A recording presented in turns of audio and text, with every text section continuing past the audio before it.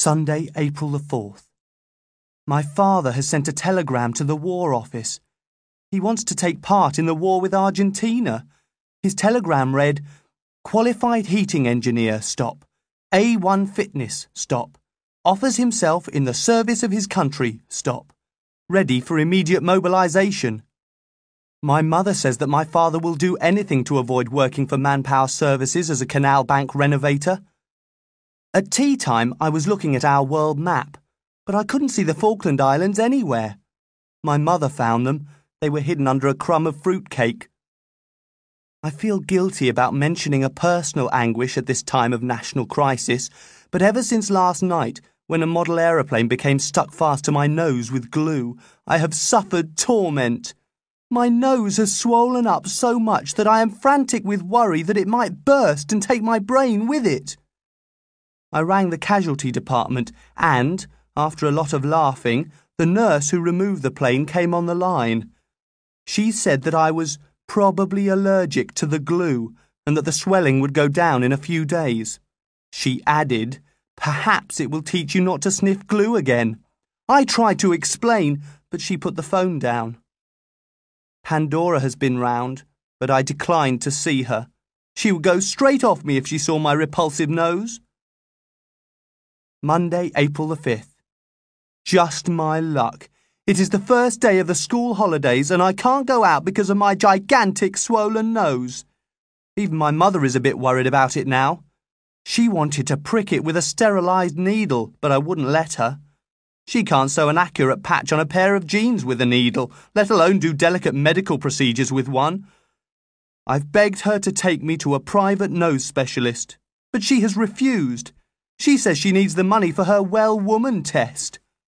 She is having her primary and secondary sexual organs checked. Yuck.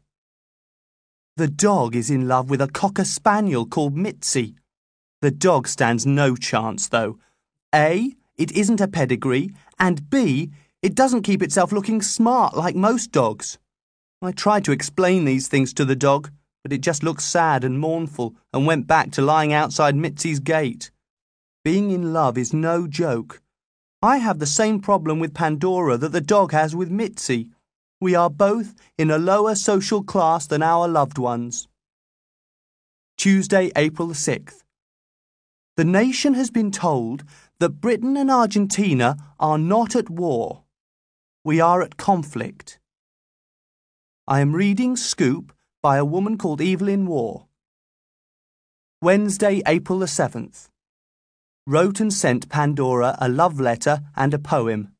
The letter said, "Pandora, my love, due to an unfortunate physical disability, I am unable to see you in person, but every fibre of my being cries out for your immediate physical proximity. Be patient, my love, soon we will laugh again. Yours with undying love, Adrian. P.S. What are your views on the Argentinian conflict, with particular reference to Lord Carrington's resignation?" The discontented tuna. I am a tuna fish, swimming in the sea of discontent. Oh, when will I find the spawning ground? I hope Pandora sees through my poem and realises the symbolism of spawning ground. I am sick of being the only virgin in our class. Everybody but me is sexually experienced. Barry Kent boasts about how many housewives he makes love to on his father's milk round. He says they are the reason why he is always late for school. Thursday, April the 8th. Maundy Thursday, full moon. Nose has gone down a bit. My mother came home from her well-woman check in a bad mood. I allowed Pandora to visit me in my darkened bedroom. We had a brilliant kissing session. Pandora was wearing her mother's Janet Rager full-length silk slip under her dress, and she allowed me to touch the lace on the hem. I was more interested in the lace near the shoulder straps, but Pandora said, "No, darling, we must wait until we've got our O-levels." I pointed out to Pandora that all this sexual frustration is playing havoc with my skin, but she said, "If you really love me, you will wait." I said, if you really love me, you wouldn't wait. She went then. She had to replace the Janet Rager slip before her mother got back from work. I have got 38 spots, 28 on my face and the rest on my shoulders. Friday, April the 9th. Good Friday. Barry Kent has been spreading malicious rumours that I am addicted to Bostik. His auntie is a cleaner in the hospital and heard about the nose stuck to model aeroplane incident. I think it is disgusting that cleaners are allowed to talk about patients' private medical secrets. They should be made to take the Hippocratic Oath like doctors and nurses. My mother is fed up. She is just sitting around the house, smoking and sighing. There was a programme on BBC Two about French babies being born into swimming pools. It was most interesting and erotic. But my mother quickly switched over to ITV and watched Bernie Winters. When I protested, she screamed, "Why don't you clear off and sulk in your room like other teenagers?" My father is as baffled as I am as to why my mother is depressed. She's been like it since she came back from the Well Woman Clinic. Perhaps she's not well. The Canberra has gone to the Falklands and taken Barry Kent's older brother Clive with it. Saturday, April the 10th. Bert has been thrown out of the British Legion Club for saying that the Falklands belong to Argentina. Bert doesn't mind. He only used to go to take advantage of their OAP cheap beer offer. Grandma came round to check our pantry for Argentinian corned beef. We passed the test because our corned beef was made by Brazilian cows. Grandma has got a funny look in her eyes. My mother says it's called jingoism, but I think it's more likely to be cataracts forming.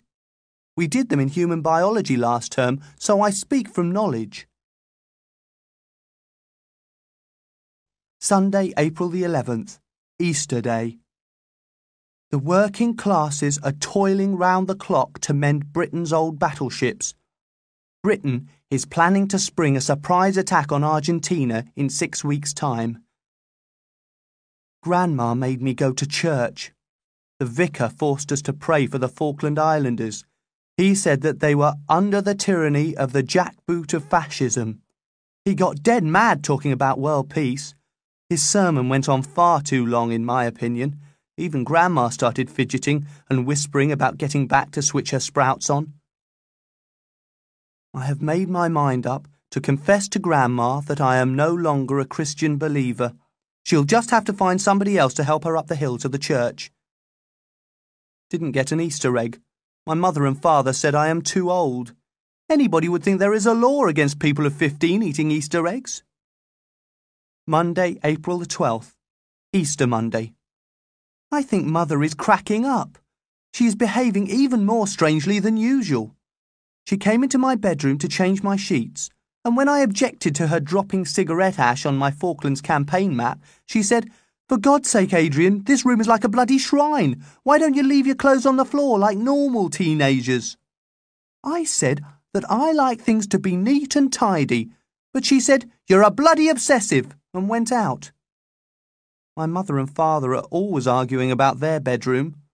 My father's side of the room is dead neat, but my mother's side is disgusting.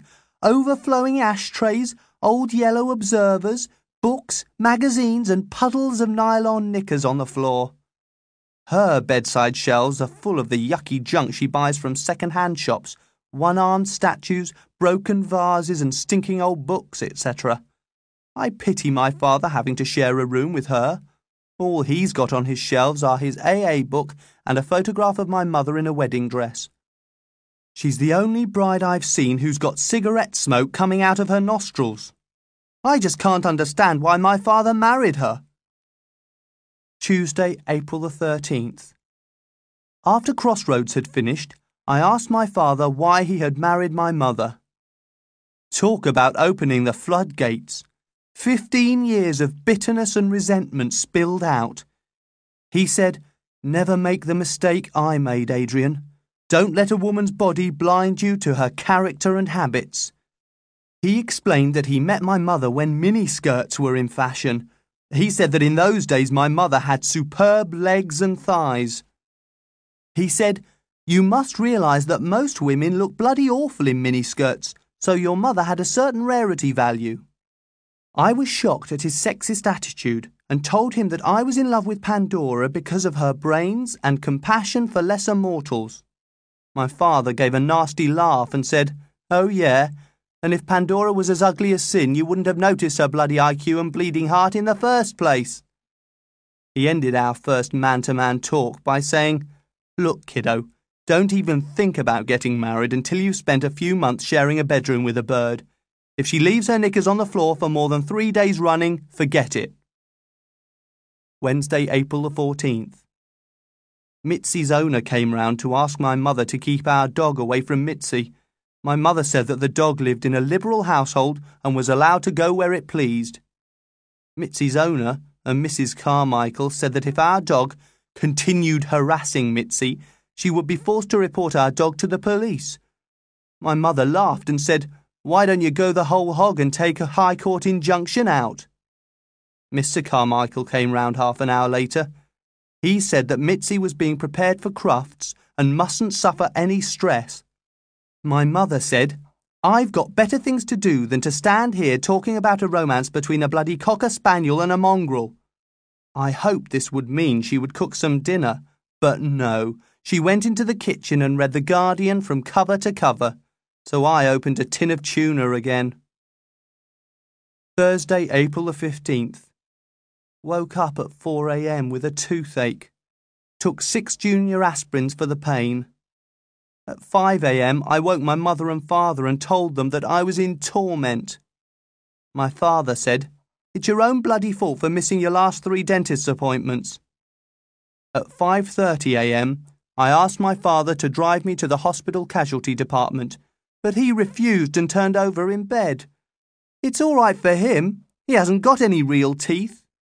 I sat up, racked with agony, and watched the sky get light. The lucky toothless birds started their horrible squawking, and I swore that from this day forward I would go to the dentist's 4 times a year, whether I was in pain or not. At 9 o'clock, my mother woke me up to tell me that she'd made an appointment at the dentist's emergency clinic. I told her that the pain had stopped and instructed her to cancel the appointment. Friday, April the 16th. Moon's last quarter. Woke up at 3 a.m. in agony with toothache. I tried to suffer in silence, but my pain-racked sobs must have filtered through to my parents' bedroom because my father crashed into my room and asked me to be quiet. He showed no sympathy, just moaned on about how he had to work on the canal tomorrow and he needed his sleep. On his way back to bed, he slipped on one of my mother's cosmopolitans that she'd left on her side of the bedroom floor. His swearing woke the dog up. Then my mother woke up. Then the lousy birds started, so once again I watched dawn's grey fingers infiltrate the night. Saturday, April the 17th. Still in bed with toothache. My parents are showing me no sympathy. They keep saying you should have gone to the dentist's. I have phoned Pandora. She is coming round tomorrow. She asked me if I needed anything.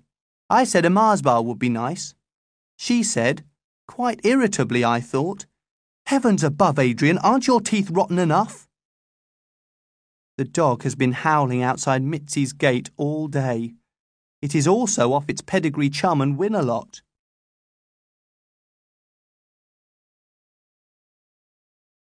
Sunday, April the 18th. Low Sunday. Pandora has just left my bedroom. I am just about devastated with frustration. I can't go on like this. I have written to Aunt Clara, the agony aunt. Dear Aunt Clara, I am a 15-year-old schoolboy. My grandma tells me that I am attractive, and many people have commented on how mature I am for my years. I am the only child of a bad marriage, apart from the dog. My problem is this. I am deeply in love with an older girl, by 3 months. She is in a class above me. I don't mean in school. We are in the same class at school. I mean that she is a social class above me. but she claims that this doesn't matter to our relationship. We have been very happy until recently, when I have started to be obsessed by sex. I have fallen to self-manipulation quite a lot lately, and it is okay for a bit, but it soon wears off. I know that a proper bout of lovemaking would do me good. It would improve my skin and help my mind to concentrate on my O-level studies. I have tried all sorts of erotic things, but my girlfriend refuses to go the whole hog. She says we are not ready. I am quite aware of the awesome things about bringing an unwanted baby into the world, and I would wear a protective dildo. Yours in desperation, Poet of the Midlands. Monday, April the 19th. We had a dead good debate in social studies this morning. It was about the Falklands. Pandora put the proposition that this class is against the use of force to regain the Falkland Islands. The standard of debate was quite good for a change. I made a brilliant speech in favour of the motion. I quoted from Animal Farm and The Grapes of Wrath. I got quite a good round of applause when I sat down. Barry Kent spoke against the proposition. He said, I think we should, bomb the coast of Argentina. He was quoting from his father, yet he sat down to a standing ovation. Dentists at 2:30, worse luck. 4 p.m. I am now minus a front tooth. The stupid Australian dentist took it out instead of repairing it. He even had the nerve to wrap it in a bit of tissue paper and give it to me to take home. I said, "But I've got a gap." He said, "So has Watford, and if Watford can get used to it, so can you." I asked him if another tooth would grow in its place. He said, "Bloody ignorant Poms," under his breath, but he didn't answer my question. As I was stumbling out of his surgery, clutching my frozen-up jaw, he said that he had often seen me walking home from school eating a Mars bar, and it would be entirely my own fault if I was toothless at 30. I will walk home another way in future. Tuesday, April the 20th. I have now got the kind of face that you see on wanted posters. I look like a mass murderer. My mother is dead mad with the dentist. She has written him a letter demanding that he makes a false tooth free of charge. School was terrible. Barry Kent started calling me Gappy Mole, and soon everyone was at it. Even Pandora was a bit distant. I sent her a note in physics asking her if she still loved me. She sent a note back saying, "I will love you for as long as Britain has Gibraltar." Wednesday, April the 21st. It has just been on the news that Spain wants Gibraltar back. Thursday, April the 22nd. I couldn't face taking my gap to school this morning, so I stayed in bed until 12:45 p.m. I asked my mother for an excuse note. I gave it to Ms. Fossington Gore during afternoon registration. She read it angrily, then said, "At least your mother is honest. It makes a change from the usual lies one has come to expect from most parents." She showed me the letter. It said, "Dear Ms. Fossington Gore, Adrian did not come to school this morning because he didn't get out of bed until 12:45. Yours faithfully, Ms. Pauline Mole." I will get my father to write my excuse notes in future. He is a born liar. Friday, April the 23rd. St. George's Day, England. New moon. Barry Kent came to school in a Union Jack t-shirt today. Ms. Fossington Gore sent him home to change. Barry Kent shouted, "I'm celebrating our patron saint's birthday, ain't I?" Ms. Fossington Gore shouted back, "You're wearing a symbol of fascism, you nasty NF lout." Today is also Shakespeare's birthday. One day I will be a great writer like him. I am well on the way. I have already had 2 rejection letters from the BBC. Saturday, April the 24th. Barry Kent's father is on the front of the local paper tonight. He is pictured holding Barry Kent's Union Jack t-shirt. The caption underneath his picture says, "A patriot mourns loss of national pride." The article said, Burly World War II veteran Frederick Kent, 45, spoke to our reporter in his homely council house lounge about his profound feelings of regret that his son Barry, 15, was ridiculed and humiliated because he wore a Union Jack t-shirt to school. Barry is a pupil at Neil Armstrong Comprehensive School. Mrs. Kent, 35, said my son Barry is a sensitive boy who worships his country and is very fond of St. George, so he wore a t-shirt what had a picture of our great English flag. Mr. Frederick Kent interjected, on account of how it was St. George's birthday yesterday. Mr. Kent is refusing to let his son attend school until the teacher concerned, Ms. Fossington Gore, 31, makes a public apology. Mr. Reginald Scruton, 57, headmaster of the school, said on the telephone today, I know the wretched Kent family only too well, and I'm sure that we can work something out so that it doesn't make the local rag. When it was pointed out to Mr. Scruton that he was in fact talking to Roger Greenhill, our education correspondent, Mr. Scruton apologised and made the following statement. No comment. Sunday, April the 25th. Second after Easter. Daylight saving time begins, USA and Canada. British troops have recaptured South Georgia. I have adjusted my campaign map accordingly. Found a strange device in the bathroom this morning. It looked like an egg timer. It said predictor on the side of the box. I hope my mother is not dabbling with the occult. Monday, April the 26th. A mysterious conversation. My mother said, George, it's positive. My father said, Christ, I can't go through all that 3 o'clock in the morning stuff again, not at my age. It sounds as if my mother is making unreasonable sexual demands on my father. Tuesday, April the 27th. Got a letter from Aunt Clara. I read it on the way to school. Dear poet of the Midlands. Well, well, well, you are in a lather, aren't you, lovey? Look, you're 15, your body's in a whirl, your hormones are in a maelstrom, your emotions are up and down like a yo-yo. And of course you want sex. Every lad of your age does. But, my dear, there are people who crave penthouse apartments and exotic holidays. We can't have what we want all the time. You sound as if you've got a nice, sensible lassie. Enjoy each other's company. Take up a hobby, keep physically and mentally alert, and learn to control your breathing. Sex is only a small part of life, my dear lad. Enjoy your precious teenage years. Sincerely, Aunt Clara. Enjoy my precious teenage years? They are nothing but trouble and misery.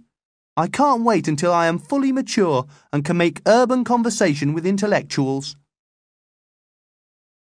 Wednesday, April the 28th. Stick insect, alias Doreen Slater, called round to our house today. I haven't seen her since my father and her broke it off. She was breathing dead quickly and she had a funny look in her eyes. When my father came to the door, she didn't say anything. She just opened her coat. She's put a bit of weight on, and said, I thought you ought to know, George, and turned and went down the garden path. My father didn't say anything. He just leaned against the banisters sort of weakly. I said, She's looking well, isn't she? My father muttered, Blooming. Then he put his coat on and went to catch her up. 5 minutes later, my mother came back from her Jane Fonda's robot class at the neighbourhood centre. She was dead pleased because she had broken the pain barrier. She shouted, George, looked in all the rooms, then asked, When did you last see your father? I kept quiet, like the kid in the painting. My mother goes berserk if anyone mentions Stick Insect's name. Thursday, April the 29th. School is dead brilliant now that Barry Kent's shaved head and ferocious boots are but a bad memory. Went to the dentist for an impression. He called me Matilda. I was unable to object because my mouth was full of putty. Friday, April the 30th. Moon's first quarter. My mother and father are getting through a bottle of vodka a week. Not a minute goes by without one or the other of them bashing the ice tray or slicing a lemon or running to the off-licence for Schweppes. This is a bad sign. It means something is going to happen.